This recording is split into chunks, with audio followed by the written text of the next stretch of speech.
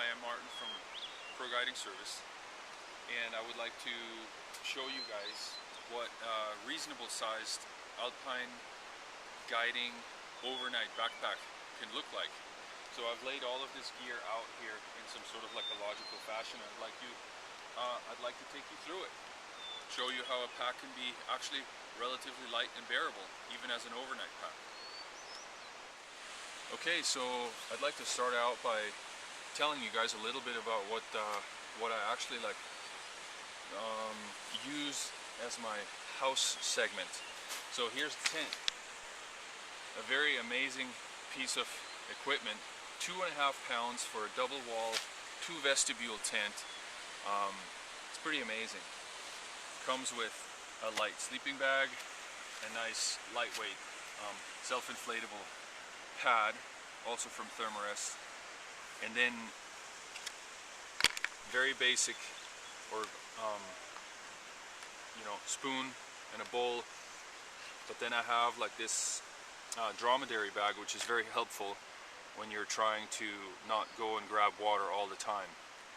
1 water bottle, a light Jetboil, and this right here, and the fuel. And a fuel calculation like this in the current weather was partially running water, partially melting snow. You should easily be able to get away with 2.5 ounces per person per day. This is the food bag right here.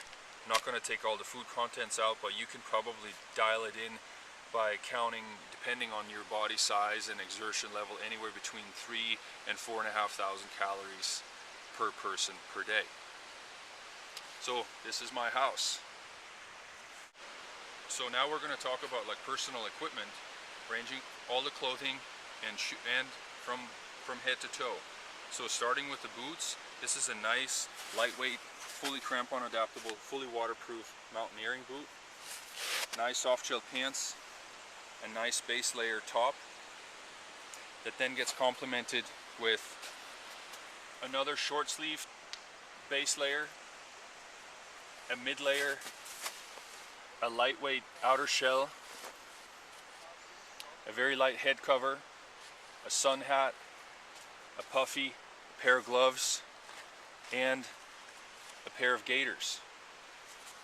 You need to have high quality sunglasses, and here's somewhere where you can save a lot of weight.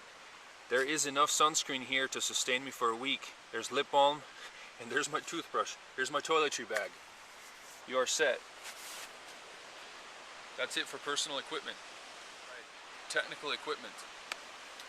Depending on the season, the biggest variation in here for me is most likely the caliber of crampons that I will use. So here right now we're in early season, and most of the time we actually use, we can use a fairly aggressive but still aluminum crampon. That's sufficient when you're just snow climbing. So we have crampons, a modern lightweight alpine climbing harness, a decent crevasse rescue set, and a small alpine climbing rack. 1 picket, a very nice all-mountain piolet, a 40-meter 9mm rope, and a good climbing helmet. This will take you up many classic alpine climbing routes. But I cannot skimp on safety. It's very important.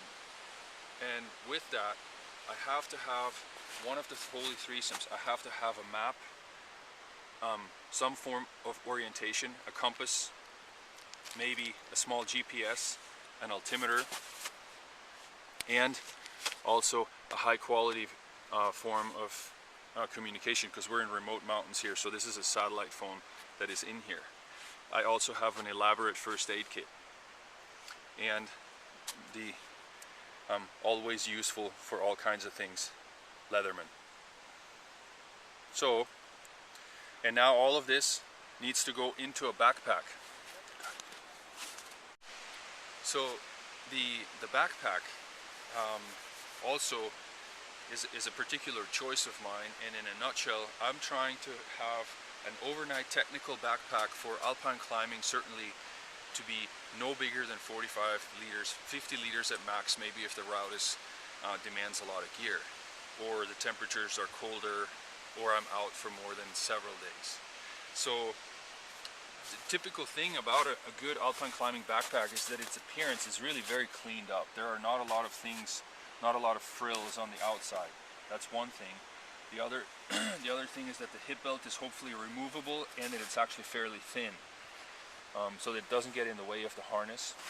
The top lid, I like to have removable off of my pack, so that I can have that inside the tent with me, sort of as my little ditty bag. Or also, if I am on a route and the climbing is fairly technical, I can take the top lid off and throw it inside the pack, so that the pack is even more compact looking. So if you're looking at all of this stuff, this is going to come in at under 40 pounds easily, probably more like 35 pounds. And I did not skimp on safety at all. It's just very sophisticated choice between lightweight, high quality gear and the appropriate safety items.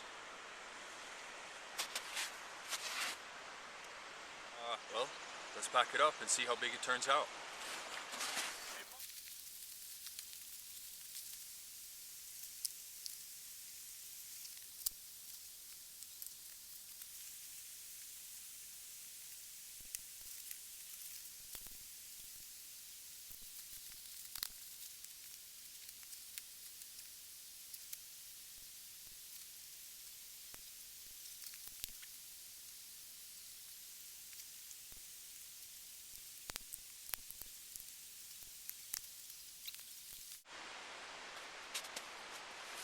Not too bad, huh?